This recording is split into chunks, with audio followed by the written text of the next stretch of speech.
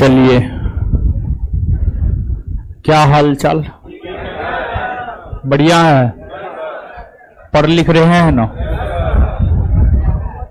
पढ़िए और लिखिए मन से, ठीक है? और टेस्ट भी दीजिए मन से, ठीक है? तो शनिवार को टेस्ट में तो हम मौजूद नहीं हुए थे लेकिन मौजूद नहीं हुए थे अपना काम में व्यस्त थे। बहुत काम करना होता है ना। तो जो होमवर्क सीरीज चला रहे हैं ठीक ठाक जा रहे हैं? दूसरे सप्ताह के होमवर्क हम दे चुके हैं ना? रात में हमको भेज देना चाहिए लेकिन सुबह में हम भेजे हैं और सब चीज शामिल कर दिए हैं। क्वेश्चन बैंक भी शामिल कर दिए हैं, जो शनिवार को टेस्ट हुआ था वो भी शामिल कर दिए ना। बायोलॉजी में चैप्टर घटा दिए हैं, बाद बाकी थोड़ा थोड़ा सब लेकर के चल रहे हैं।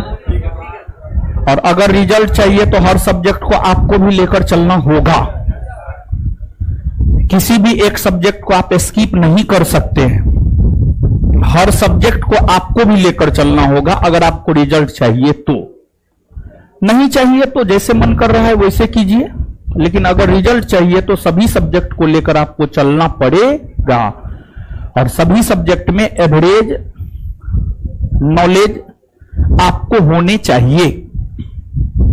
और देखिए, आगे आने वाले दिनों में पर्व सब है, दशहरा है, दिवाली है, छठ है। उससे होमवर्क को कोई प्रभाव नहीं पड़ेगा। सोमवार से शुक्रवार होमवर्क रहेगा, शनिवार को उसका टेस्ट होगा। मान लिया जाए कि उस रोज दशहरा पड़ता है तो हम क्वेश्चन बना करके जो है एप्लीकेशन पर, टेलीग्राम चैनल पर, हर जगह हम भेज देंगे। आप उस टाइम में बैठ करके बना लीजिएगा और बनाने के बाद अपना दशहरा, दिवाली, छठ मनाइएगा। क्या दिक्कत है? कोई दिक्कत थोड़े नहीं है। 1 घंटा बना करके 24 घंटा में 1 घंटा पढ़ने पर टाइम दे करके बाद बाकी टाइम बना लेंगे। जैसे कि इसी शनिवार को हम देख रहे थे सप्तमी या अष्टमी है, जो भी है, तो उसमें जो है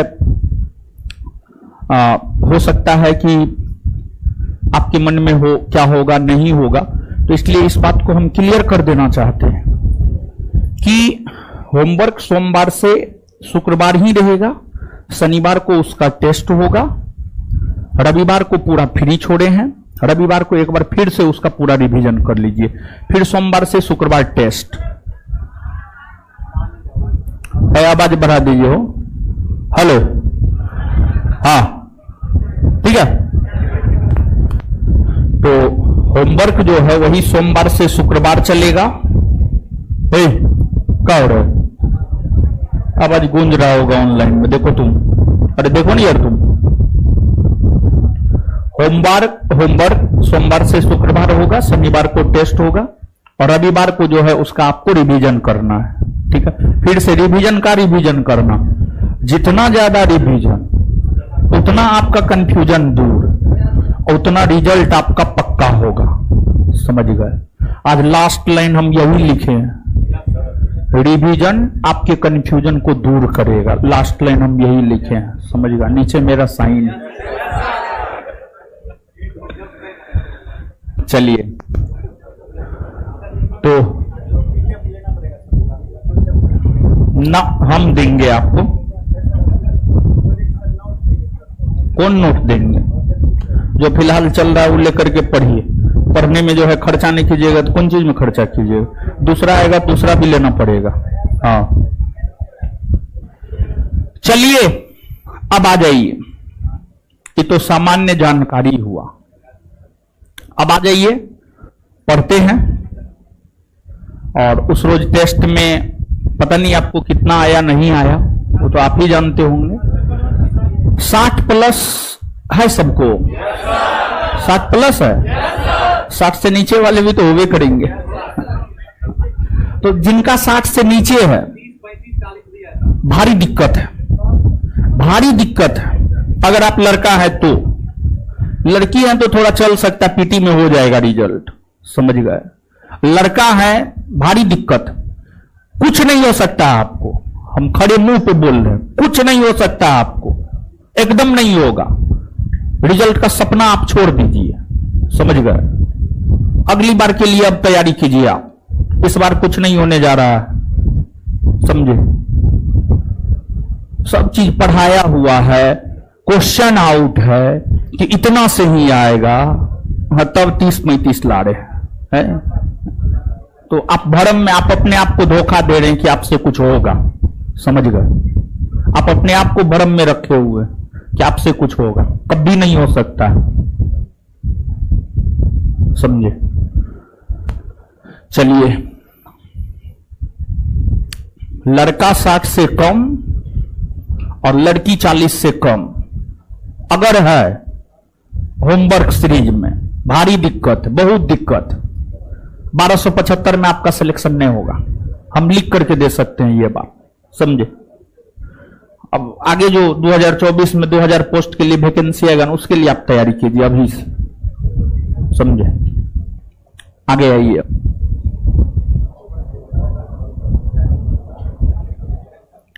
भारत की नदियां,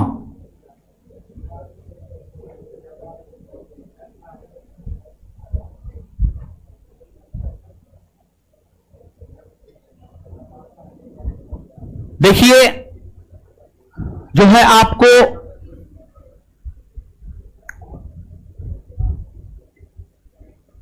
नदी में पिछले क्लास में थोड़ी बहुत जानकारी हमने आपके साथ साझा किया था। जैसे नदी में उद्गम स्थल क्या है, संगम या मुहाना क्या है, अपवाह क्षेत्र या प्रवाह क्षेत्र क्या है। फिर आपको जो है कर्क रेखा को 2 बार कौन नदी काटती है, मकर रेखा को 2 बार कौन नदी काटती है, कौन नदी बंगाल की खाड़ी में जल गिराती है, कौन नदी अरब सागर में जल गिराती है। फिर प्रद्वीपीय भारत की नदियां और हिमालय की नदियां में क्या अंतर है, इन बातों से पिछले क्लास में हमने आपको अवगत करवाया है। अब आज के सेशन में हम लोग यहां से आगे बढ़ेंगे, यहां से कंटिन्यू होंगे। देखिए मानचित्र पर आप आएंगे तो भारत के उत्तरी भाग में हिमालय पर्वत है। हिमालय पर्वतीय क्षेत्र से कुछ नदियां निकलती हैं, हिमालय पर्वतीय क्षेत्र से कुछ नदियां निकलती है जिसे हिमालय की नदी कहते हैं। और भारत के दक्षिणी भाग में प्रद्वीपीय पठार है, इस प्रद्वीपीय पठार से कुछ नदियां निकलती है जिसे प्रद्वीपीय पठार की नदियां कहते हैं। तो भारत की नदियों को हम लोग 2 भाग में बांटकर पढ़ते हैं, एक हिमालय की नदियां और दूसरा प्रद्वीपीय पठार की नदियां। तो जो हिमालय की नदियां हैं और जो प्रद्वीपीय पठार की नदियां हैं, इन दोनों में अंतर को भी हमने स्पष्ट किया था और थोड़ा सा यहां पर और हम लोगों को जानना है।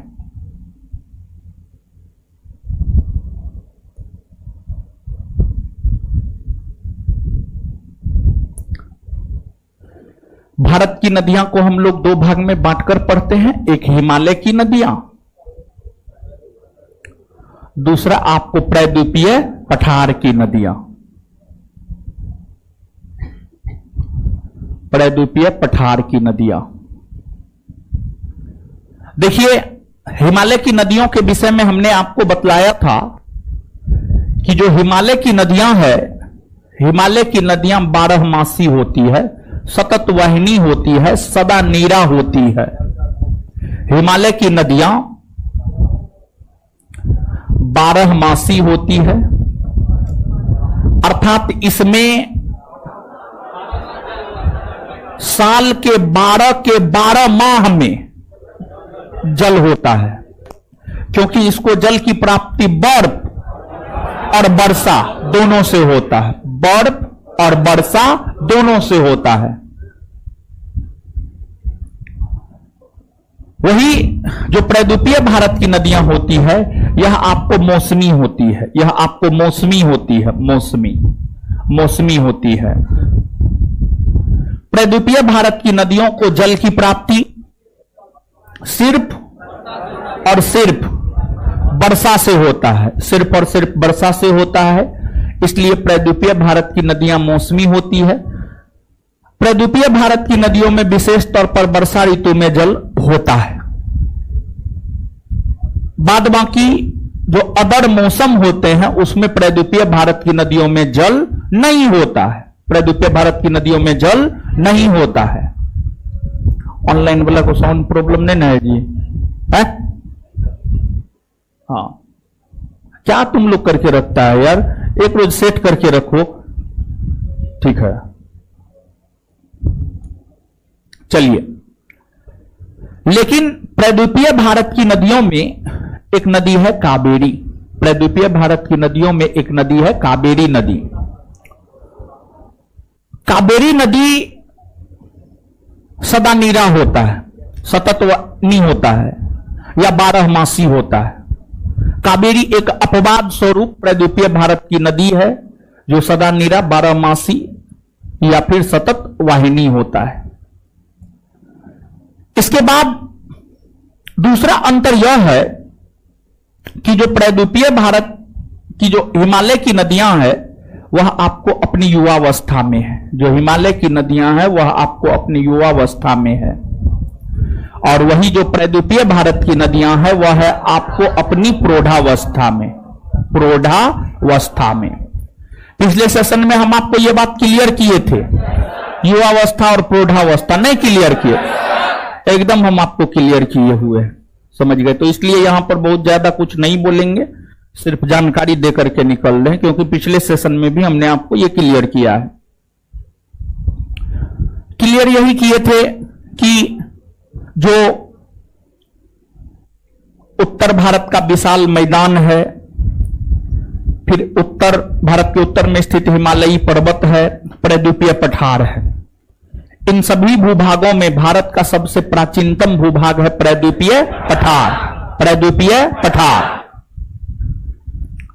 और प्रद्वीपीय पठारी क्षेत्र से ही, प्रद्वीपीय पठारी क्षेत्र भारत का सबसे प्राचीनतम भूभाग है, तो इस क्षेत्र में सभी प्रकार की क्रियाकलाप हुई।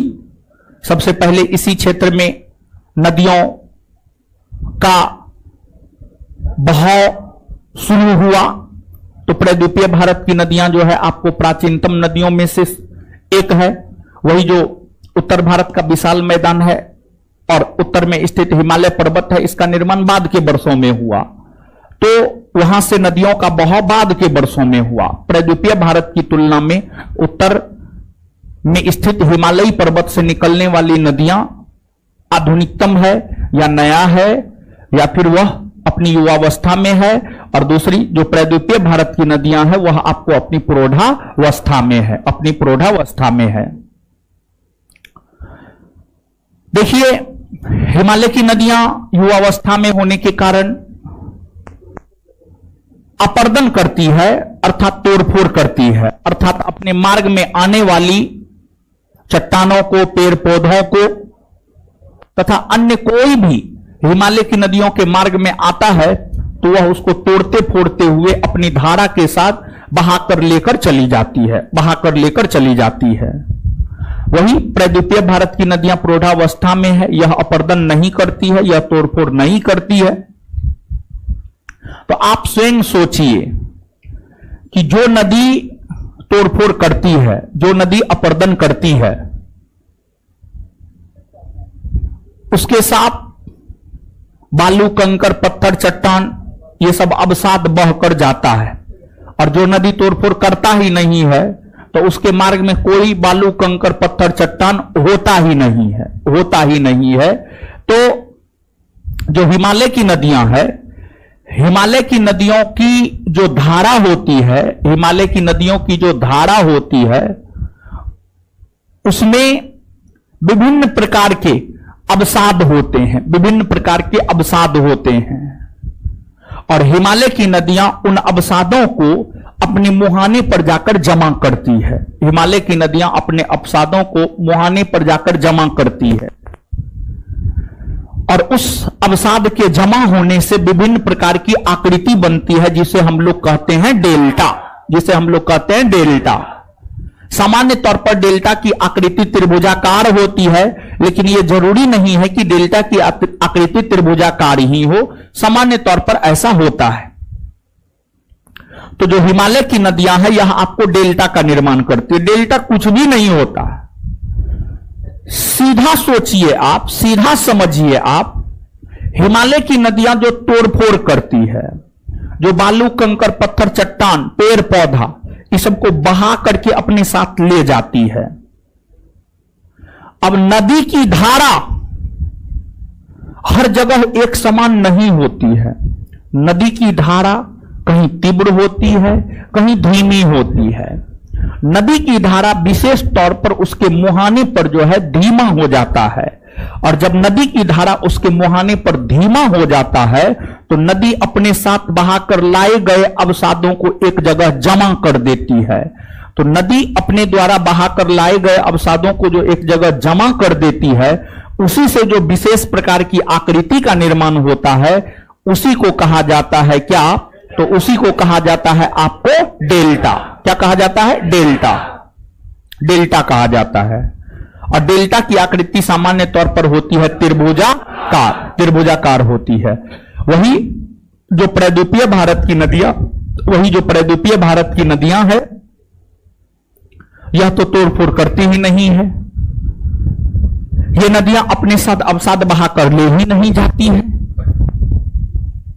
तो ये जो नदियां होती है, इन नदियों का जो संगम या मुहाना होता है, वहां पर कोई अवसाद जमा नहीं होता है। प्रद्वीपीय भारत की नदियों का मुंह उसके संगम या मुहाना के पास एकदम ओपन होता है। एकदम क्या होता है? ओपन होता है। तो प्रद्वीपीय भारत की नदियों के संगम या मुहाना पर, नदियों का मुंह संगम या मुहाना पर एकदम ओपन होता है। इसी को एस्चुअरी कहा जाता है। इसी को एस्चुअरी कहा जाता है। तो प्रद्वीपीय भारत की नदियों में नर्मदा हो गया, ताप्ती हो गया, ये सब जो है आपको एस्चुअरी का निर्माण करती है। आशा करते हैं आप डेल्टा और एस्चुअरी में थोड़ा सा अंतर आप समझे होंगे। सीधे तौर पर आप इसको ऐसे समझिए, जैसे मान लिया जाए गंगा नदी है, उत्तराखंड से निकलती है, उत्तराखंड से निकलती है, पर्वतीय क्षेत्र से निकलती है। पर्वतीय क्षेत्र में जो पर्वतीय चट्टान है, उस सबको तोड़ते फोड़ते हुए आगे लेकर के बहती हुई उत्तर प्रदेश होते हुए, बिहार होते हुए, झारखंड के साथ सीमा बनाते हुए, पश्चिम बंगाल होते हुए बांग्लादेश में आकर के अपना जल बांग्लादेश के तट पर बंगाल की खाड़ी में गिराती है। तो ये जो गंगा नदी है, ये अपने साथ जो अवसाद बहाकर लाती है, उन अवसादों को ये अपने संगम या मुहाना पर जमा कर देती है, अपने संगम या मुहाना पर जमा कर देती है। और यह जो विशेष प्रकार का आकृति बनाता है, इसी को हम लोग कहते हैं डेल्टा। इसके बाद नर्मदा नदी अमरकंटक की पहाड़ी से निकलती है, अपने उद्गम से पश्चिम की ओर बहती हुई, मध्य प्रदेश में बहती हुई, गुजरात में बहती हुई अपना जल खंभात की खाड़ी में गिराती है। ये नदियां अपने साथ कोई अवसाद बहाकर लेकर जाती ही नहीं है। और जब ये नदियां अपने साथ कोई अवसाद बहाकर लेकर जाती ही नहीं है, तो इसका जो संगम या मुहाना होता है, यहां पर इसका जो मुख होता है वह ओपन होता है, खुला हुआ होता है। मुख ओपन होता है, खुला हुआ होता है। तो नदियों के मुहाने पर जो उसका मुख ओपन होता है, खुला हुआ होता है, उसी को कहा जाता है एस्चुअरी। क्या कहा जाता है? एस्चुअरी। और वही जिन नदियों के संगम या मुहाने पर अवसाद जमा होता है, तो स्वाभाविक सी बात है उसका मुंह ओपन नहीं होगा, और अवसाद जमा होगा तो एक विशेष प्रकार का आकृति बनेगा, वही हो जाएगा आपको क्या? डेल्टा। तो थोड़ा सा समझ में आया? चलिए, इसके बाद हिमालय की नदियां की अगर बात की जाए तो यह पूर्वगामी नदी का उदाहरण है। और पूर्वगामी नदी उस नदी को कहा जाता है जो हिमालय के निर्माण के पूर्व से बहती है, जैसे सिंधु, सतलज, ब्रह्मपुत्र, ये सब पूर्वगामी नदी के उदाहरण है। वही प्रद्वीपीय भारत की नदियां अनुगामी या अनुवर्ती नदी के उदाहरण है। अनुगामी या अनुवर्ती नदी उस नदी को कहा जाता है जो अपने ढाल का अनुसरण करते हुए बहती है, उसी को अनुवर्ती या अनुगामी नदी कहा जाता है, जैसे गोदावरी, कृष्णा, कावेरी। अगर बात की जाए गोदावरी, कृष्णा, कावेरी की, तो जो पश्चिमी घाट पर्वत श्रेणी है, पश्चिमी घाट पर्वत श्रेणी से गोदावरी नदी यहां से निकलती है, और गोदावरी नदी जो है अपने ढाल के अनुरूप जो है इस प्रकार से बहती हुई अपना जल बंगाल की खाड़ी में गिराती है। फिर आपको कृष्णा नदी इस प्रकार से बहती है और बहती हुई अपना जल आंध्र प्रदेश में बंगाल की खाड़ी में गिराती है, आंध्र प्रदेश के तट पर बंगाल की खाड़ी में गिराती है। देखिए, जो प्रद्वीपीय भारत है, प्रद्वीपीय भारत में जो ढाल है, समझ गए, पश्चिमी भाग में ऊंचा है और पूर्वी भाग में जो है कम ऊंचा है, पूर्वी भाग में कम ऊंचा है। तो नदियां जो है पश्चिमी भाग से पूर्वी भाग की ओर बहती है, नदियां पश्चिमी ढाल से पूर्वी ढाल की ओर जो है आपको बहती है। यही कारण है कि गोदावरी और कृष्णा जैसी नदियां पश्चिमी घाट से निकलने के बावजूद भी ये नदियां अपना जल गिराती हैं, कहां? बंगाल की खाड़ी में, बंगाल की खाड़ी में अपना जल गिराती है।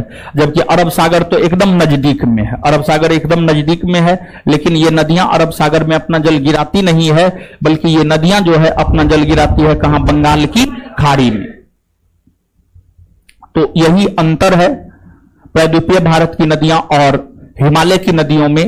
अब हम लोग जो है आगे गंगा नदी तंत्र के विषय में जानेंगे, लेकिन उससे पहले जो है एक वो चीज हम स्पेशली बोल रहे हैं पढ़ने के लिए, हिमालय की नदियां और प्रद्वीपीय भारत की नदियों में क्या अंतर है, उस अंतर को जो है आप पढ़िए, पढ़ लीजिए सब लोग।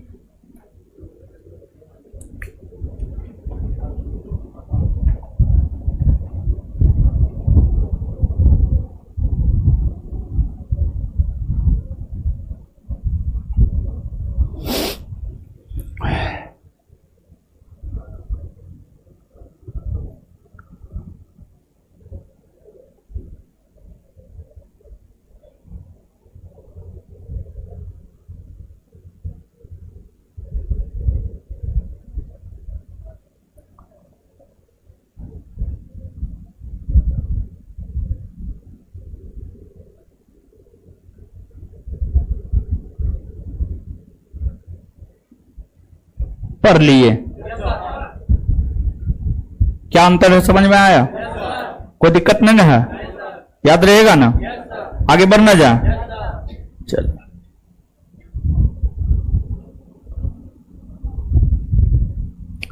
अब आइएगा, नोट में जो है 2-3 पॉइंट होगा।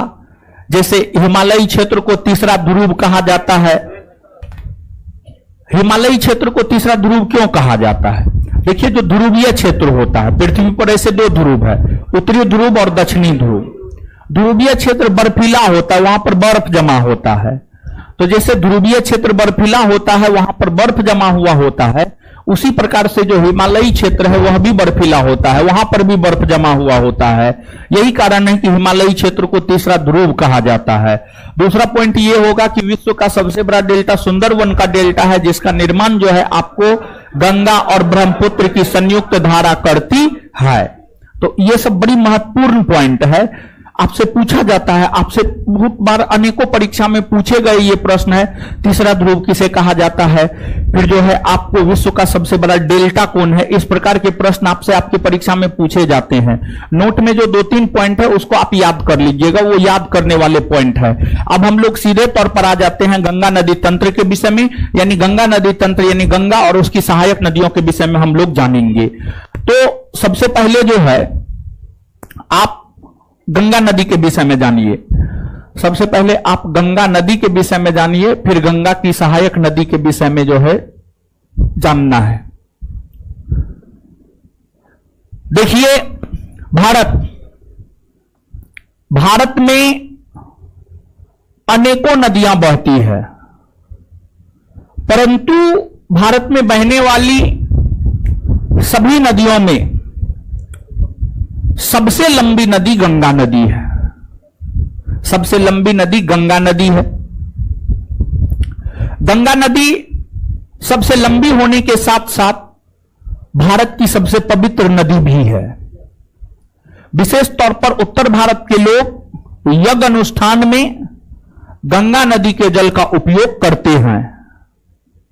और एक न्यूज आया है कि गंगा नदी जल के ऊपर भी केंद्र की मोदी सरकार ने जीएसटी लगाया है। अब इसमें कितनी सच्चाई, हम बहुत बढ़िया से इस न्यूज को देखे नहीं है, पढ़े नहीं है। अब इसमें कितनी सच्चाई हम अभी कंफर्म नहीं कर सकते हैं, लेकिन जो कहीं कहीं पढ़े हैं, बहुत ज्यादा अच्छा से नहीं पढ़े हैं, तो गंगा नदी पर भी जो है, गंगा नदी के जल के ऊपर भी जो है केंद्र की मोदी सरकार जो है आपको जीएसटी लगाने जा रही है या फिर लगा दी है, आप अपना देख लीजिएगा। हाल फिलहाल का न्यूज है ये। तो जो गंगा नदी है यह भारत की सबसे लंबी और सबसे पवित्र नदी है। इस नदी की लंबाई 2525 किलोमीटर है। कुछ स्रोत इस नदी की लंबाई 2510 किलोमीटर कहता है, लेकिन अधिकतर स्रोत, एनसीईआरटी जैसे स्रोत भी 2525 किलोमीटर का ही जिक्र करता है। तो आपको गंगा नदी की लंबाई 2525 किलोमीटर ही मान करके चलना है। साथ ही साथ जो गंगा नदी है इसे वर्ष 2008 में भारत का राष्ट्रीय नदी घोषित किया गया है। इस नदी को जो है वर्ष 2008 में भारत का राष्ट्रीय नदी घोषित किया गया है। भारत का राष्ट्रीय नदी घोषित किया गया है। और गंगा नदी में डॉल्फिन, समझ गए, डॉल्फिन जीव पाया जाता है, जिस डॉल्फिन को भारत का राष्ट्रीय जलीय जीव, भारत का राष्ट्रीय जलीय जीव, विरासत पशु हाथी है जी, विरासत पशु हाथी है।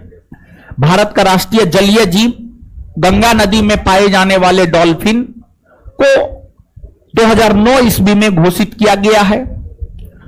वहीं वर्ष 2017 की बात करें तो उत्तराखंड हाईकोर्ट नैनीताल में है, और उत्तराखंड हाईकोर्ट का गठन हुआ है 2000 ईस्वी में। वर्ष 2000 ईस्वी में उत्तर प्रदेश का विभाजन कर उत्तराखंड का निर्माण हुआ है, और फिर उत्तराखंड हाईकोर्ट ने ही वर्ष 2017 में अपने एक निर्णय में गंगा नदी और यमुना नदी को जीवित मानव का दर्जा दिया है। गंगा नदी और यमुना नदी को उत्तराखंड हाईकोर्ट ने वर्ष 2017 ईस्वी में जीवित मानव का दर्जा दिया है। पहले तो ये करंट का विषय था, लेकिन अब ये इतिहास और भूगोल का विषय हो गया है कि कौन से हाईकोर्ट ने गंगा और यमुना नदी को जीवित मानव का दर्जा दिया है। फिर जो है आपको कौन कौन सी नदी को उत्तराखंड हाईकोर्ट, इसी प्रश्न को दूसरे तरीका से पूछेगा, कौन सी दो नदियों को उत्तराखंड हाईकोर्ट ने जीवित मानव का दर्जा दिया है। तो दोनों प्रकार से जो है आपसे प्रश्न पूछे जा सकते हैं। और अगर बात गंगा नदी की जाए तो आप सब लोग जानते हैं कि जो गंगा नदी है यह आपको उत्तराखंड से निकलती है, उत्तर प्रदेश में बहती है, बिहार में बहती हुई झारखंड के साथ सीमा बनाती है, पश्चिम बंगाल में बहती हुई, बांग्लादेश में बहती हुई, बांग्लादेश के तट पर ही अपना जल जो है आपको बंगाल की खाड़ी में गिरा देती है। अर्थात इसका जो अपवाह या प्रवाह क्षेत्र है उत्तराखंड, उत्तर प्रदेश, बिहार, झारखंड, पश्चिम बंगाल और बांग्लादेश, इसका अपवाह क्षेत्र या प्रवाह क्षेत्र है। इसका अपवाह क्षेत्र या प्रवाह क्षेत्र है। और आगे जो है गंगा का उद्गम क्या है, फिर जो है आपको कई सारी नदियां हैं जो गंगा से आकर मिलती है, वह उसकी सहायक नदियां हो जाएगी। तो इस विषय में जो हम लोग चीजों को देखेंगे, तो यहां पर आप समझिएगा कि उत्तराखंड राज्य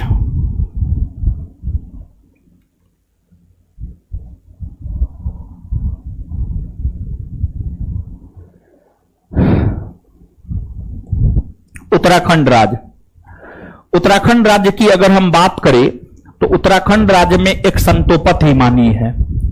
उत्तराखंड राज्य में एक संतोपत हिमानी है, एक केदारनाथ है, समझिए, एक केदारनाथ है, एक गौमुख हिमानी है, समझिए, एक गौमुख हिमानी है। तो उत्तराखंड राज्य में एक संतोपत हिमानी है, और उत्तराखंड राज्य में जो संतोपत हिमानी है, इस संतोपत हिमानी से अलकनंदा नदी निकलती है। इस संतोपत हिमानी से कौन नदी निकलती है? अलकनंदा, अलकनंदा, अलकनंदा। अलकनंदा नदी निकलती है।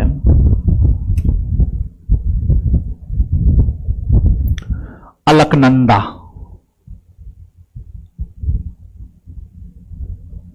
अलकनंदा नदी निकलती है।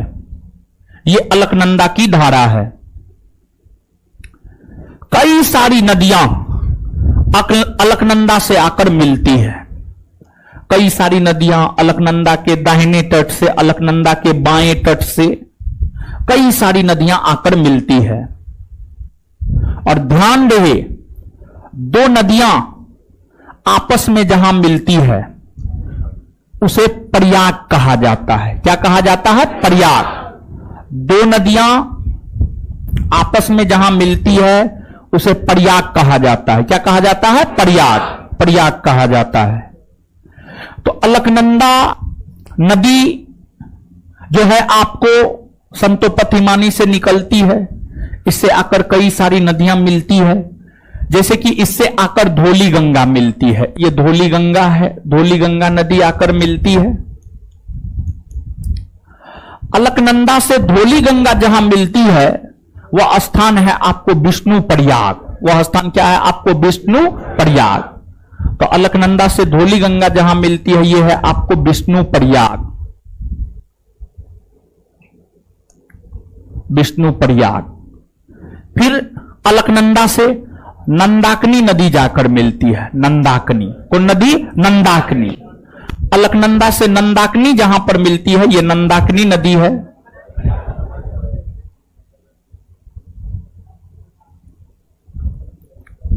इसे हम लोग कहते हैं नंद प्रयाग। क्या कहते हैं? नंद प्रयाग।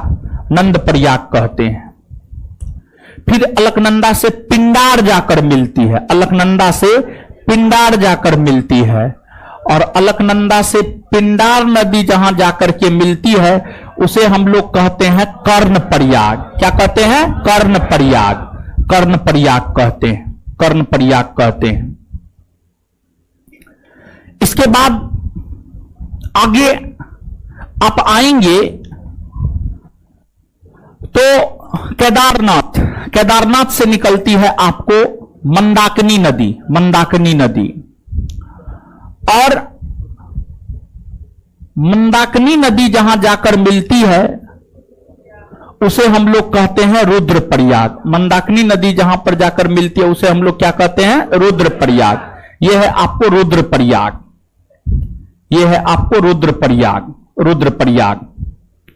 इसके बाद गौमुख हिमानी से भागीरथी नदी निकलती है। यह भागीरथी नदी है। भागीरथी नदी अलकनंदा से जहां जाकर मिलती है उसे हम लोग कहते हैं देव प्रयाग। क्या कहते हैं? देव प्रयाग। देव प्रयाग कहते हैं। देव प्रयाग कहते हैं।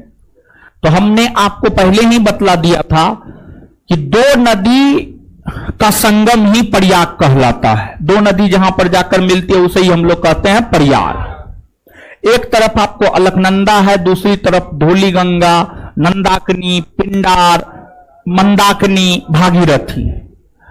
अलकनंदा से धौली गंगा नदी जहां पर जाकर मिलती है उसे हम लोग विष्णु प्रयाग। अलकनंदा से नंदाकिनी नदी जहां पर जाकर मिलती है उसे नंद प्रयाग। अलकनंदा से पिंडार नदी जहां जाकर मिलती है उसे कर्ण प्रयाग।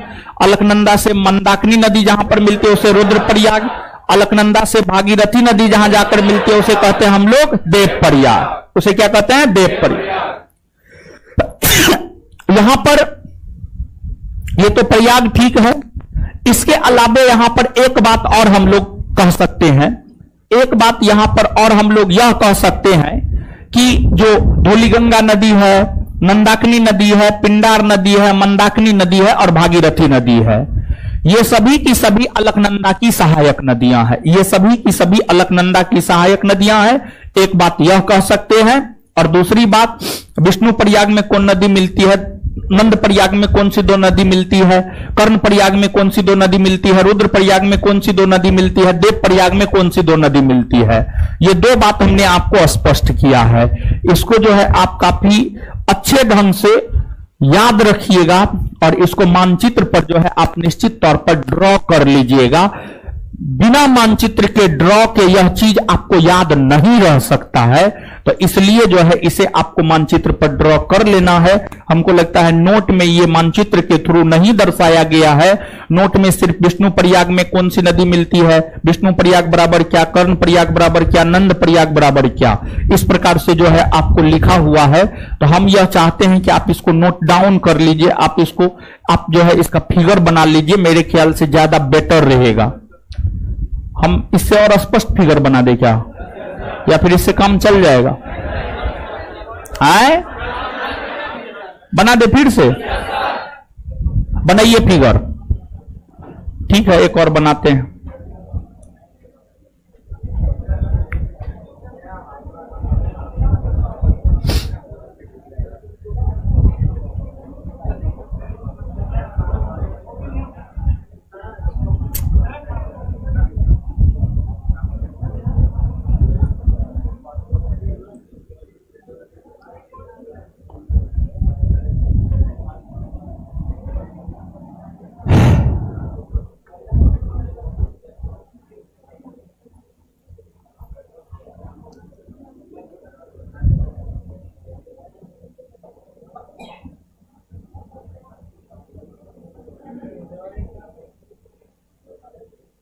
फिगर बनाइए, बतियाइए मत है, फिगर बना बड़े।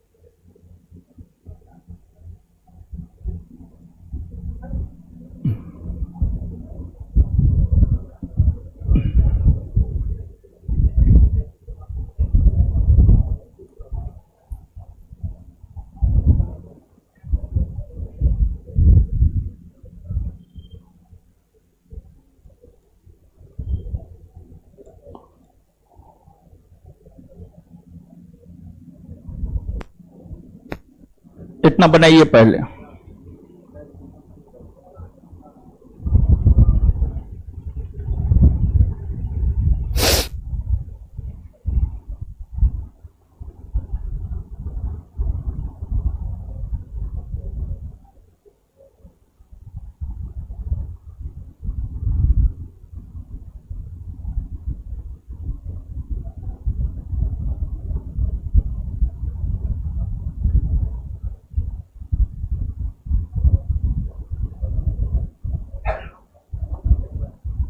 बना लिए इतना।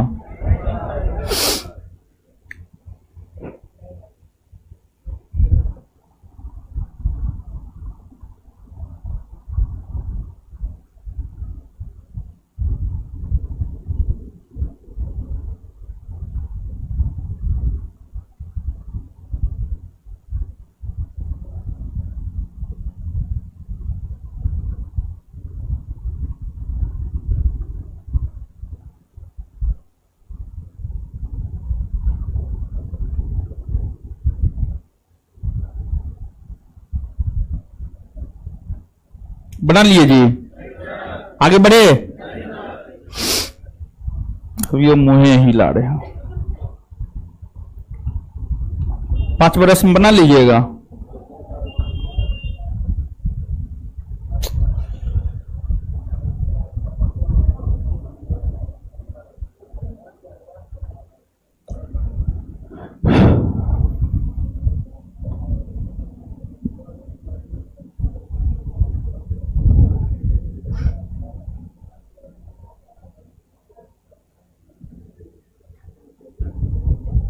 आपने मिटाइएगा, हम मिटाए हैं सिर्फ।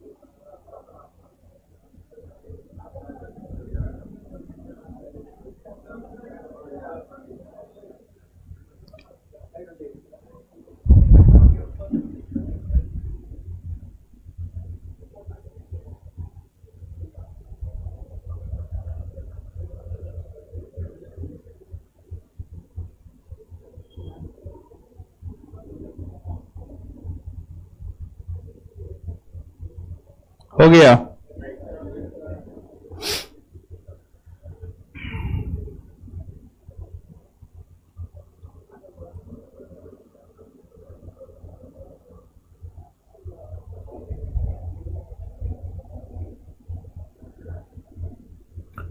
हो गया जी।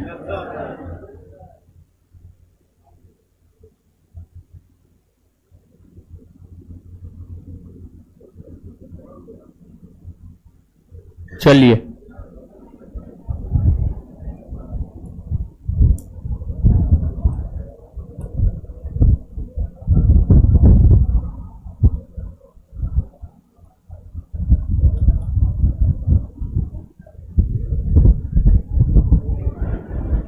चलिए अब आगे आ जाइए। ये तो कर्ण प्रयाग, विष्णु प्रयाग, नंद प्रयाग जो भी था सब प्रयाग से हम आपको अवगत करवा दिए, ठीक है। अब आगे आप आइएगा तो देखिए, ध्यान दीजिएगा, गंगा नदी। गंगा नदी उत्तराखंड से निकलती है, आप कह सकते हैं। और उत्तराखंड की अगर हम बात करें तो उत्तराखंड में हिमालय पर्वत का विस्तार है, अर्थात उत्तराखंड जो है एक आपको हिमालयी राज्य है। उत्तराखंड एक हिमालयी राज्य है। उत्तराखंड के संतोपत हिमानी से जो अलकनंदा निकलती है और फिर उत्तराखंड में स्थित गौमुख हिमानी से जो भागीरथी निकलती है, भागीरथी नदी निकलती है। यह दोनों नदी जहां पर आकर मिलती है इसे ही हम लोग कहते हैं देव प्रयाग। और अलकनंदा और भागीरथी जहां मिलती है उसे देव प्रयाग कहते हैं। और इसी दोनों नदी की संयुक्त धारा को हम लोग गंगा कहते हैं। इसी दोनों नदी की संयुक्त धारा को हम लोग क्या कहते हैं? गंगा। और विशेष तौर पर देव प्रयाग के बाद, विशेष तौर पर देव प्रयाग के बाद जो अलकनंदा और भागीरथी की संयुक्त धारा होती है वही कहलाती है आपको गंगा। गंगा कहलाती है। और गंगा नदी सबसे पहले उत्तराखंड के पर्वतीय क्षेत्र में बहती है। और उत्तराखंड के पर्वतीय क्षेत्र में बहने के बाद उत्तराखंड में एक शहर है हरिद्वार। उत्तराखंड में एक शहर है हरिद्वार। हरिद्वार गंगा नदी के तट पर बसा हुआ शहर है। और हरिद्वार के समीप गंगा नदी पर्वतीय भाग से मैदानी भाग में प्रवेश कर जाती है। हरिद्वार के समीप गंगा नदी पर्वतीय भाग से मैदानी भाग में प्रवेश कर जाती है और फिर मैदानी भाग में ही गंगा नदी सामान्य तौर पर बहती है। सिर्फ आपको उत्तराखंड राज्य देखने को मिलेंगे जहां पर कुछ क्षेत्र में गंगा नदी पर्वतीय क्षेत्र में बहती है। बाद बाकी उत्तर प्रदेश राज्य हो, बिहार राज्य हो, पश्चिम बंगाल राज्य हो, बांग्लादेश हो, इन सभी क्षेत्रों में गंगा नदी मैदानी क्षेत्र में ही बहती है। मैदानी क्षेत्र में ही बहती है, पर्वतीय या पहाड़ी क्षेत्र में नहीं बहती है। तो आपसे एक प्रश्न पूछा जाता है, गंगा नदी पर्वतीय क्षेत्र से मैदानी भाग में प्रवेश कहां करती है? तो गंगा नदी पर्वतीय क्षेत्र से मैदानी भाग में प्रवेश करती है उत्तराखंड के हरिद्वार के निकट। और उत्तराखंड के हरिद्वार के निकट। अब देखिएगा आप, गंगा नदी उत्तराखंड के बाद उत्तर प्रदेश राज्य में प्रवेश करती है। गंगा नदी उत्तराखंड के बाद जो उत्तर प्रदेश राज्य में प्रवेश करती है, उत्तर प्रदेश में टोटल 75 जिला है। 75 जिला, हाँ 75 जिला, हाँ 80 लोकसभा सीट है, 75 जिला, हाँ 75 जिला है। तो उत्तर प्रदेश में जो टोटल 75 जिला है उसमें से उत्तर प्रदेश के उत्तरी पश्चिमी भाग में यहां पर एक जिला है, उसका नाम है बिजनौर। क्या नाम है? बिजनौर। बिजनौर जिला। उत्तर प्रदेश के बिजनौर जिला से, उत्तर प्रदेश के बिजनौर जिला से गंगा नदी उत्तर प्रदेश में प्रवेश करती है। और 75 में से उत्तर प्रदेश के 28 जिला से होकर गंगा नदी गुजरती है। 75 जिला में से उत्तर प्रदेश के 28 जिला से होकर गंगा नदी गुजरती है। और गंगा नदी जो है आपको उत्तर प्रदेश में बहती हुई बलिया, समझिए बलिया, उत्तर प्रदेश के 75 जिला में से एक जिला है आपको बलिया। बलिया की अगर आप बात करेंगे तो बलिया जिला के बाद गंगा नदी बिहार में प्रवेश करती है। बलिया उत्तर प्रदेश के बलिया जिला के बाद गंगा नदी बिहार में प्रवेश करती है। और बिहार की अगर आप बात करेंगे तो बिहार में गंगा नदी बक्सर जिला से प्रवेश करती है, बक्सर जिला से प्रवेश करती है और बिहार के बीचों बीच से होकर गंगा नदी गुजरती है, बिहार के बीचों बीच से होकर गंगा नदी गुजरती है। जब आप बिहार के मानचित्र का अवलोकन करेंगे और बिहार के मानचित्र को जब आप पढ़ेंगे तब आप यह पाएंगे कि गंगा नदी बिहार के लगभग बीचों बीच से होकर गुजरती है और संभवतः गंगा नदी ही बिहार को दो भाग में विभाजित करती है। गंगा नदी के ऊपर जाइएगा उत्तरी बिहार और नीचे आइएगा दक्षिणी बिहार। जो उत्तरी बिहार है वह बाढ़ के लिए प्रसिद्ध है, जो उत्तरी बिहार है वह बाढ़ के लिए प्रसिद्ध है क्योंकि जो उत्तरी बिहार है, उत्तरी बिहार में ही आपको कोसी नदी बहती है, कोसी नदी बहती है और उत्तरी बिहार में बाढ़ का प्रमुख कारणों में से एक कारण है आपको कोसी नदी। कोसी भी गंगा की ही सहायक नदी है। तो अब देखिएगा, अगर बात करें बिहार की तो बिहार के टोटल 12 जिला से होकर गंगा नदी गुजरती है, बिहार के टोटल 12 जिला से होकर गंगा नदी गुजरती है और बिहार के बक्सर से गंगा नदी जो है आपको बिहार में प्रवेश करती है और कटिहार से, समझिए कटिहार से जो है आपको बाहर निकलती है, कटिहार से बाहर निकलती है। इस बीच में गंगा नदी भोजपुर या आरा, सारण, पटना, वैशाली, समस्तीपुर, बेगूसराय, लखीसराय, मुंगेर, खगड़िया, भागलपुर, इन जिलों से होकर भी गंगा नदी गुजरती है, इन जिलों से होकर भी गंगा नदी गुजरती है। कुल मिलाकर के 12 जिला से गंगा नदी गुजरती है। बिहार के 38 जिला में से 12 जिला से गंगा नदी गुजरती है। बक्सर, भोजपुर या आरा, सारण, पटना, वैशाली, इसके बाद समस्तीपुर, बेगूसराय, लखीसराय, मुंगेर, खगड़िया, भागलपुर और कटिहार, यही टोटल 12 जिला से जो है आपको गंगा नदी गुजरती है। बिहार में प्रवेश बक्सर से करती है और बिहार में बाहर निकलती है कटिहार से। इसके बाद अगर बात करें झारखंड की तो झारखंड से होकर गुजरती नहीं है लेकिन झारखंड के साथ सीमा साझा करती है। जो गंगा नदी है वह झारखंड के साथ सीमा साझा करती है और झारखंड के साथ सीमा साझा करते हुए यह नदी जो है पश्चिम बंगाल में प्रवेश करती है। और बात अगर पश्चिम बंगाल की करें तो पश्चिम बंगाल में गंगा नदी जब जाती है तो पश्चिम बंगाल में गंगा नदी दो धाराओं में बट जाती है। गंगा नदी की एक धारा पश्चिम बंगाल में दक्षिण की ओर बहने लगती है और एक धारा जो है आपको पूरब की ओर बहने लगती है। गंगा नदी की जो धारा दक्षिण की ओर बहती है उसे हम लोग कहते हैं हुगली। गंगा नदी की जो धारा दक्षिण की ओर बहती है उसे हम लोग कहते हैं हुगली। और पश्चिम बंगाल में गंगा नदी की जो धारा पूरब की ओर बहती है इसे कहते हैं हम लोग भागीरथी, इसे कहते हैं हम लोग भागीरथी। यानी कुल मिलाकर के अगर आप देखेंगे तो गंगा नदी को दो राज्य में भागीरथी के नाम से पुकारा जाता है, एक आपको पश्चिम बंगाल और दूसरा आपको उत्तराखंड। गंगा नदी को उत्तराखंड में भी भागीरथी कहा जाता है और गंगा नदी को पश्चिम बंगाल में भी भागीरथी कहा जाता है। और जो हुगली नदी है, हुगली नदी के तट पर ही पश्चिम बंगाल की राजधानी नगर कोलकाता बसा हुआ है, जिस कोलकाता को जॉब चार्नक नामक अंग्रेज ने बसाया था। 3 गांव सुत्तानती, कालीकाटा, गोविंदपुर, इन तीनों गांवों को मिलाकर जो है जॉब चार्नक ने, इन तीनों गांवों को मिलाकर जो है जॉब चार्नक ने आपको कलकत्ता नामक शहर को बसाया था जो कि हुगली नदी के तट पर बसा हुआ है। पश्चिम बंगाल के बाद गंगा नदी बांग्लादेश में प्रवेश करती है। बांग्लादेश की अगर हम बात करें तो बांग्लादेश में इसे कहा जाता है पद्मा। जो गंगा नदी है, गंगा नदी को बांग्लादेश में कहा जाता है पद्मा। क्या कहा जाता है? पद्मा। आगे चल करके गंगा नदी बांग्लादेश में मेघना से मिल जाती है। किससे मिल जाती है?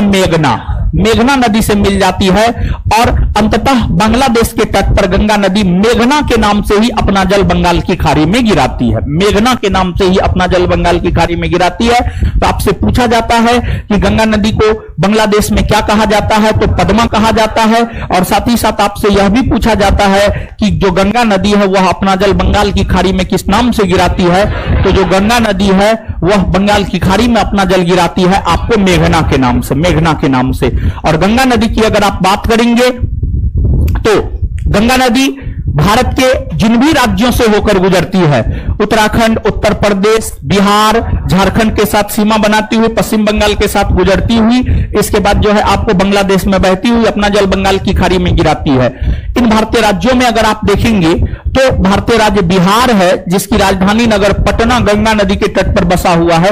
बीपीएससी का यह पूछा हुआ क्वेश्चन है, निम्नलिखित में से कौन भारत के ऐसे प्रांत है जिसकी राजधानी नगर गंगा नदी के तट पर बसा हुआ है? तो आंसर हो जाता बिहार। आंसर क्या हो जाता? बिहार।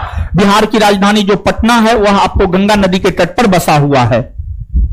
अगली बात यह है कि गंगा नदी के तट पर यूं तो सैकड़ों शहर बसे हुए हैं, पटना, बनारस, प्रयागराज, कानपुर, बिजनौर, तमाम ऐसे शहर है जो गंगा नदी के तट पर बसा हुआ है। लेकिन गंगा नदी के तट पर बसे शहरों में जो सबसे बड़ा शहर है वह है आपको उत्तर प्रदेश का कानपुर। उत्तर प्रदेश का कानपुर। गंगा नदी के तट पर बसे हुए सभी शहरों में सबसे बड़ा शहर कौन है? आपको कानपुर। कानपुर है, समझ गए? तो इतना बात जो है आप याद रखिएगा। क्लियर है? अब इसके बाद आप आगे यह देखेंगे कि जो गंगा नदी है, गंगा नदी पर ही राष्ट्रीय जलमार्ग का निर्माण किया गया, नेशनल वाटरवेज का निर्माण किया गया, नेशनल वाटरवेज का निर्माण किया गया है। गंगा नदी पर ही नेशनल वाटरवेज का जो है आपको निर्माण किया गया है। गंगा नदी पर जो नेशनल वाटरवेज का निर्माण किया गया है वह नेशनल वाटरवेज उत्तर प्रदेश के प्रयागराज से पश्चिम बंगाल के हुगली तक फैला हुआ है। नेशनल वाटरवेज नंबर 1 राष्ट्रीय जलमार्ग संख्या 1 का विस्तार उत्तर प्रदेश के प्रयागराज से पश्चिम बंगाल के हुगली तक है। इसकी लंबाई 1620 किलोमीटर है। इसका निर्माण 1986 ईस्वी में हुआ है। 1986 ईस्वी में इसका निर्माण हुआ है। इसके बाद गंगा की सहायक नदियों को अगर आप देखेंगे तो गंगा की सहायक नदियों में कुछ ऐसी नदियां हैं जो गंगा से बाईं तट पर मिलती है, जैसे कि रामगंगा, गोमती, घाघरा, गंडक, कोसी, महानंदा। ये तमाम ऐसी नदियां हैं जो गंगा से उसके बाईं तट पर मिलती है। अब फिर कुछ ऐसी नदियां हैं जो गंगा से उसकी दाईं तट पर मिलती है, जैसे यमुना हो गया, जैसे सोन हो गया। यमुना और सोन जैसी नदियों की अगर हम बात करें तो जो यमुना और सोन जैसी नदियां हैं ये गंगा नदी से उसके बाएं तट पर मिलती है। बाएं तट पर मिलती है, सॉरी दाएं तट पर मिलती है। दायां तट पर मिलती है। इधर से देखिए, ऊपर से गंगा नदी के ऊपरी भाग से मिलने वाली नदियां बायां तट और निचली भाग से मिलने वाली नदियां दायां तट। तो बायां तट से रामगंगा, गोमती, घाघरा, गंडक, कोसी, महानंदा, और दाएं तट से मिलने वाली नदियां यमुना और सोन। यमुना और क्लियर है ये बात? चलिए, तो अब हम लोग आएंगे गंगा की सहायक नदियों को देखेंगे। गंगा की सहायक नदियों को देखेंगे, लेकिन गंगा की सहायक नदियों को देखने से पहले चीजों को याद कर लेते हैं, ठीक है? फिर आगे बढ़े।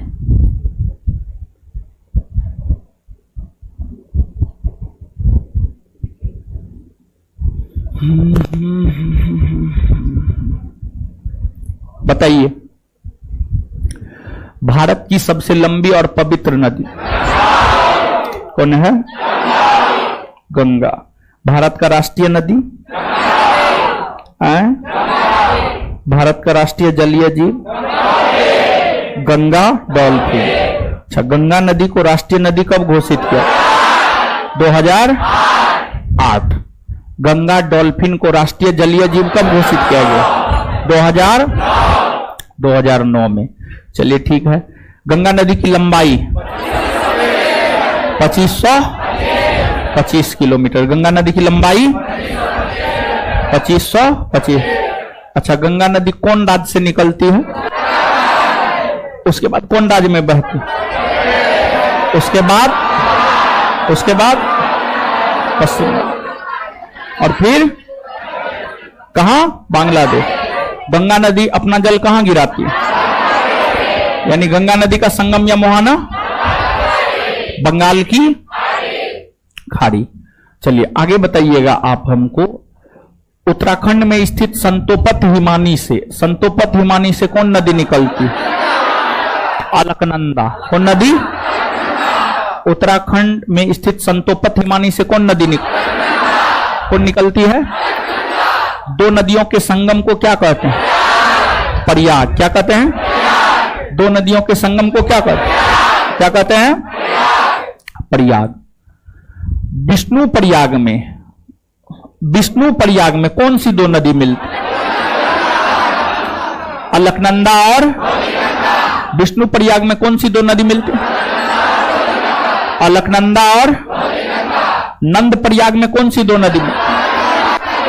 अलकनंदा और नंदाकिनी। नंद प्रयाग में कौन सी दो नदी मिलती? अलकनंदा और कर्ण प्रयाग में कौन सी दो नदी? अलकनंदा और पिंडार। अलकनंदा और अच्छा, रुद्र प्रयाग में कौन सी दो नदी मिलती? अलकनंदा और देव प्रयाग में कौन सी दो नदी मिलती? अलकनंदा और भागीरथी। अलकनंदा और भागीरथी नदी। तो बताइएगा आप हमको कि कौन सी दो नदियों की संयुक्त धारा को गंगा कहा जाता है? अलकनंदा और भागीरथी। और इन दोनों नदियों की धारा को संयुक्त रूप से किस प्रयाग के बाद गंगा कहा जाता है? देव प्रयाग के बाद। गंगा नदी सबसे पहले पर्वतीय क्षेत्र में बहती है ना? गंगा नदी सबसे पहले पर्वतीय क्षेत्र में बहती है। गंगा नदी पर्वतीय क्षेत्र से मैदानी भाग में प्रवेश कहां कर? कहां? हरिद्वार। इसके बाद गंगा नदी जो है उत्तराखंड में बहने के बाद उत्तर प्रदेश राज्य में उत्तर प्रदेश के कौन जिला से प्रवेश कर? कौन जिला से? और उत्तर प्रदेश के कितना जिला से होकर गुजर? कितना जिला? अच्छा, गंगा नदी के तट पर बसा हुआ सबसे बड़ा शहर कौन है? गंगा नदी उत्तर प्रदेश के कौन जिला से बाहर निकल? कौन जिला से? उत्तर प्रदेश के बाद कौन राज्य में प्रवेश? कौन राज्य में? बिहार में प्रवेश कौन जिला से बाहर निकलती है? बिहार के कितने जिला से होकर? अच्छा, जो 12 जिला से होकर गुजरती है उसमें पहला बक्सर, दूसरा भोजपुर, तीसरा सारण, तीसरा चौथा पटना, पांचवा वैशाली, छठा समस्तीपुर, छठा सातवां बेगूसराय, आठवां लखीसराय, नम्मा मुंगेर, दसवां खगड़िया, 11वां भागलपुर, 12वां इसके बाद बिहार के बाद झारखंड के साथ सीमा बनाती है और फिर पश्चिम बंगाल में प्रवेश करती है। पश्चिम बंगाल में गंगा की धारा कितने भागों में? एक पूरब की और दूसरा दक्षिण की ओर। जो दक्षिण की ओर जाती है उसे क्या कहते हैं? जो पूरब की ओर जाती है कोलकाता कौन नदी के तट पर? हुगली। गंगा नदी को कौन से दो राज्य में भागीरथी कहा जाता है? पश्चिम बंगाल और गंगा नदी को कौन से दो राज्य में भागीरथी कहा जाता है? पश्चिम बंगाल और चलिए बांग्लादेश, पश्चिम बंगाल के बाद कौन देश में प्रवेश? बांग्लादेश में इसे क्या कहते हैं? बांग्लादेश में क्या कहते हैं? पद्मा कहते हैं। और बांग्लादेश में जो है कौन नाम से अपना जल बंगाल की खाड़ी में? कौन नाम से? राष्ट्रीय जलमार्ग संख्या 1 कौन नदी पर है? गंगा नदी पर है। राष्ट्रीय जलमार्ग संख्या 1 कौन नदी पर? अच्छा, राष्ट्रीय जलमार्ग संख्या 1 कहां से कहां तक फैली? प्रयागराज से हल्दिया। राष्ट्रीय जलमार्ग संख्या 1 कहां से कहां तक फैली? प्रयागराज से। इसका निर्माण कब हुआ? 1986। इसका निर्माण कब हुआ है? 1986। इसकी लंबाई कितनी है? 1620। चलिए ठीक है। इसके बाद जो है रामगंगा, गोमती, घाघरा, गंडक, कोसी, महानंदा। गंगा से मिलती है कौन तट? कौन तट पर? यमुना और सोन मिलती है। यमुना और सोन मिलती है दाया तट पर। क्लियर है? ठीक है। कुछ कुछ लड़का जो है याद करने की जगह चोर जैसे इसे कर रहा है। ठीक है, उसको हम देख पा रहे हैं। आप भ्रम में मत रहिए कि हम आपको नहीं देख पा रहे हैं। ठीक है, चोर जैसे एक बार ऐसे कर रहा है, एक बार ऐसे कर रहा है, एक बार ऐसे कर रहा है।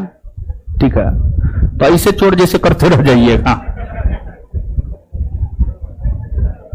हम पागल है, 6 साल से याद करवा करके पढ़ा रहे हैं। ठीक है, बोलवा करके पढ़ा रहे हैं। ठीक है, और बड़का होशियार है।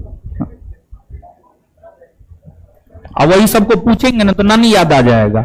देखिए अभी उठा करके पूछे, एगो क्वेश्चन का जवाब नहीं दे पाएगा। ठीक है, चलिए न काय फालतू का हम टाइम बर्बाद करेंगे।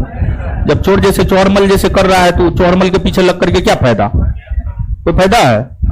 उसके पीछे लगना चाहिए जहां कुछ फायदा हो। चलिए आगे आइएगा आप। गंगा की सहायक नदियां। गंगा की सहायक नदियों में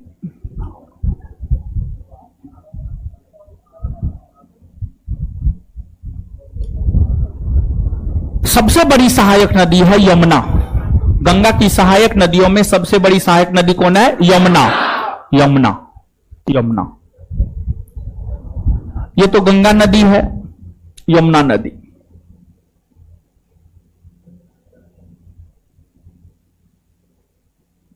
यमुना नदी।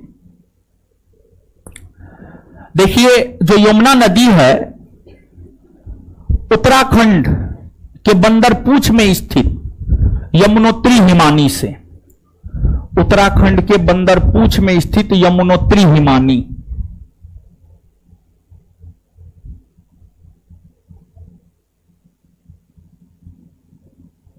यमुनोत्री हिमानी से यमुना नदी निकलती है। और इस प्रकार से यमुना नदी बहती हुई उत्तर प्रदेश में प्रयागराज के समीप आकर गंगा से मिल जाती है। उत्तर प्रदेश में प्रयागराज। देखिए जो प्रयागराज है, प्रयागराज को पहले कहा जाता था इलाहाबाद। इलाहाबाद केंद्र की उत्तर प्रदेश की योगी सरकार ने इलाहाबाद का नाम बदल करके कर दिया है प्रयागराज। प्रयागराज कर दिया है। और जो आपको इलाहाबाद शहर था उसके विषय में कहा जाता है कि मुगल बादशाह अकबर ने इलाहाबाद शहर को जो है बसाया था। मुगल बादशाह अकबर ने इलाहाबाद शहर को बसाया था और उस इलाहाबाद को ही आज के डेट में प्रयागराज कहा जाता है। और प्रयागराज में ही आकर के जो है यमुना नदी गंगा से मिलती है। मतलब अगर बात यमुना नदी की करें तो जो यमुना नदी है इसका उद्गम स्थल उत्तराखंड के बंदरपूछ में स्थित यमुनोत्री हिमानी और इसका संगम या मोहाना गंगा, और यह गंगा में मिलती है प्रयागराज में। अपने उद्गम से लेकर गंगा में मिलने तक इसकी लंबाई, अपने उद्गम से लेकर गंगा में मिलने तक इसकी लंबाई है आपको 1326 किलोमीटर। 1326 किलोमीटर। जितनी भी नदियां हैं गंगा की, जितनी भी सहायक नदियां गंगा की जितनी भी सहायक नदियां हैं, गंगा की सभी सहायक नदियों में जो सबसे बड़ी सहायक नदी है वह आपको यमुना ही है। अब यमुना की अगर आप बात करेंगे तो जैसे गंगा की सहायक नदी यमुना है, उसी प्रकार से चंबल, सिंध, केन, बेतवा ये सभी यमुना की सहायक नदियां हैं। ये सभी यमुना की सहायक नदियां हैं। तो यमुना की सहायक नदियां यमुना नदी में जाकर जल गिराती है। गौर से ध्यान से इस बात को समझिएगा, आगे प्रश्न में जो है ये आपको मदद करेगा। यमुना की सहायक नदियां सिंध, केन, बेतवा, चंबल इत्यादि है। ये सभी जो यमुना की सहायक नदियां हैं, ये अपना जल यमुना में जाकर गिराती है, और यमुना गंगा की सहायक नदी है, यमुना नदी अपना जल जाकर गंगा में गिराती है। अर्थात जो चंबल, सिंध, केन, बेतवा नदी है, इन नदियों का संबंध भी कहीं ना कहीं गंगा नदी तंत्र से है। भले प्रत्यक्ष तौर पर नहीं है, लेकिन अप्रत्यक्ष तौर पर जरूर है। इसके बाद जैसे गंगा नदी के तट पर बहुत सारे शहर बसे हुए हैं, उसी प्रकार से अगर यमुना नदी की बात करें तो यमुना नदी के तट पर भी जो है कई सारे शहर बसे हुए हैं। जैसे कि भारत की राजधानी दिल्ली की बात करेंगे तो दिल्ली जो है आपको यमुना नदी के तट पर ही बसा हुआ है।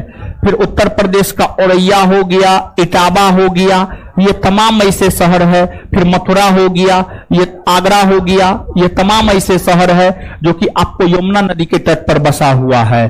और जो प्रयागराज शहर है, प्रयागराज शहर की अगर आप बात करेंगे तो प्रयागराज शहर जो है गंगा और यमुना के संगम पर बसा हुआ है। जो प्रयागराज शहर है वह गंगा और यमुना के संगम पर बसा हुआ है। तो ये यमुना के विषय में हुआ। यमुना के बाद गंगा की सहायक नदियों में एक सोन नदी है। मध्य प्रदेश में आपको अमरकंटक की पहाड़ी है। मध्य प्रदेश में जो अमरकंटक की पहाड़ी है, अमरकंटक की पहाड़ी से ही सोन नदी निकलती है और अपने उद्गम से उत्तर पूरब की ओर बहती हुई, अपने उद्गम से उत्तर पूरब की ओर बहती हुई यह नदी जो है आगे बिहार में पटना के समीप, इधर जाइएगा पश्चिम जाइएगा दानापुर मिलेगा, दानापुर में जाकर के जो है सोन नदी गंगा से मिलती है। तो आप यहां पर समझिएगा कि अगर हम सोन नदी के उद्गम स्थल की बात करें तो सोन नदी का उद्गम स्थल है आपको अमरकंटक की पहाड़ी। सोन नदी का उद्गम स्थल है अमरकंटक की पहाड़ी और सोन नदी का संगम या मुहाना है गंगा नदी। और सोन नदी गंगा में मिलती है दानापुर में। सोन नदी गंगा में कहां मिलती है? दानापुर में। और सोन नदी अपने उद्गम से बहती है उत्तर पूरब की ओर, उत्तर पूरब की ओर बहती है। ठीक है, तो आइए इतना याद करते हैं फिर आगे बढ़ेंगे। बताइए, गंगा की सहायक नदियों में सबसे बड़ी सहायक कौन है? गंगा की सहायक नदियों में सबसे बड़ी सहायक नदी कौन है? यमुना। अच्छा, यमुना नदी उत्तराखंड के बंदरपूछ में स्थित कौन हिमानी से किससे निकलती है? किससे निकलती है? अच्छा, यमुना नदी का संगम या मुहाना?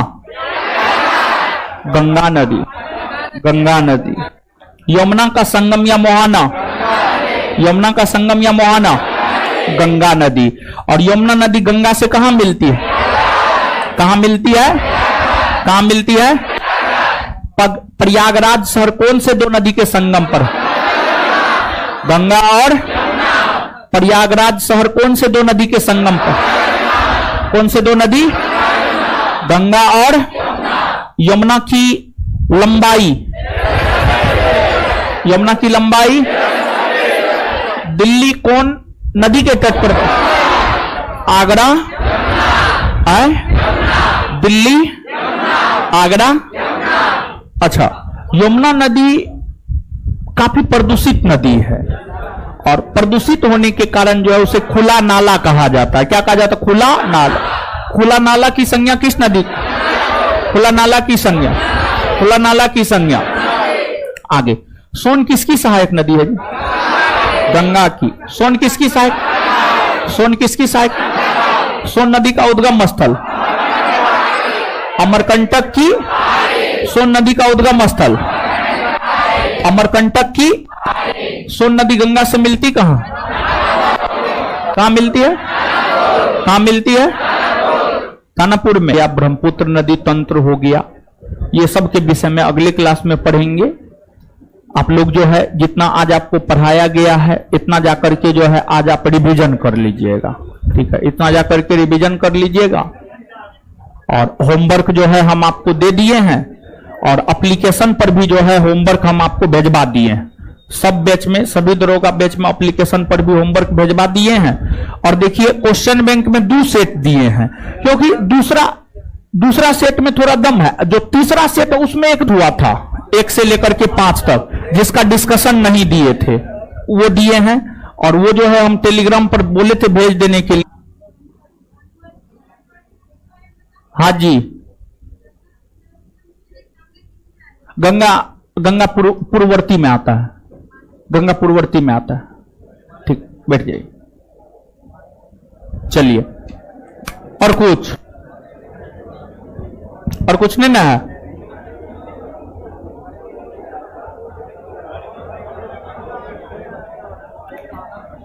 और कुछ नहीं ना है जी? 1 मिनट रुकिए, देख लेते हैं टेलीग्राम पर भेजा है कि नहीं भेजा। भेज दिया है, देख लेते हैं, हम कंफर्म हो जाते हैं।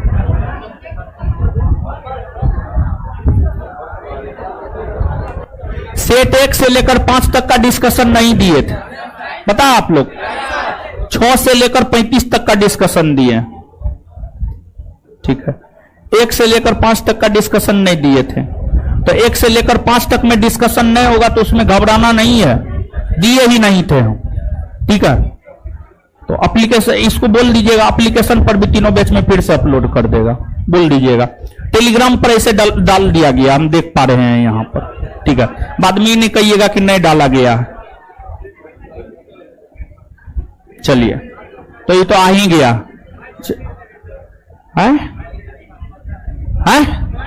उठ करके न बोलेगा जी, इतना संस्कार नहीं दिया भगवान।